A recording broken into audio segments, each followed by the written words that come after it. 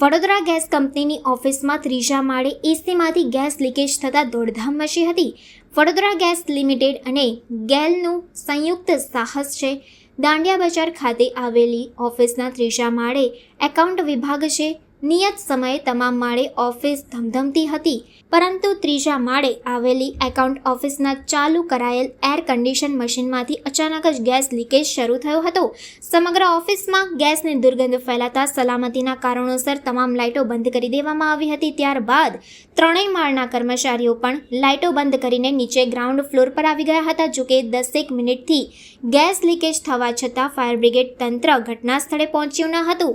જોકે air કન્ડિશનમાંથી gas leakage થયો હોવાની બાબતને સ્થાનિક સિક્યોરિટી ગાર્ડે પણ સમર્થન આપ્યું હતું. ગેસ લીકેજ બંધ થયા બાદ લોકોએ હાશકારો અનુભવ્યો હતો. નોર્મલ એસીનો જે કોપરનો પાઇપિંગ આવે છે એમાં થોડું માઇનરથી બ્લાસ્ટ જેવું થયું છે અને એમાંથી જે કુલિંગ ગેસ હતો એ ગેસ લીક થયો છે. જેવો ગેસ લીક થયો એટલે અમારા 4-5 કર્મચારીઓ હતા અને જે કસ્ટમર રેગ્યુલર રૂટીન માટે પૂછપરછ માટે આવતા હોય છે એ કસ્ટમર હતા, એ અમે લઈને નીચે ઉતરી ગયા. આટલી નાની વાત છે. કોઈ બનાવ બને એવું છે ને માઇનર ગેસનો કુલિંગ લેક થયો છે. એસીની પાઇપની અંદર જે પાઇપ આવે એ નીકળી ગઈ છે, એમાંથી બ્લાસ્ટ થયો છે. બીજું કોઈ થયું નથી. એમસીલ અમે બંધ કરી દીધી છે. જીબીમાં જાણ કરી દીધી છે. ફાયરમાં બી જાણ કરી દીધી છે. એ લોકો આવી રહ્યા છે. બીજું કોઈ ગભરાવાની જરૂર નથી. જીબી સાથે વાત કરી છે. કોઈ વ્યક્તિ ઉપર ના જાય. ઉપર ગેસની પેલી સ્મેલ આવી રહી છે એટલે અમે જઈને હતા.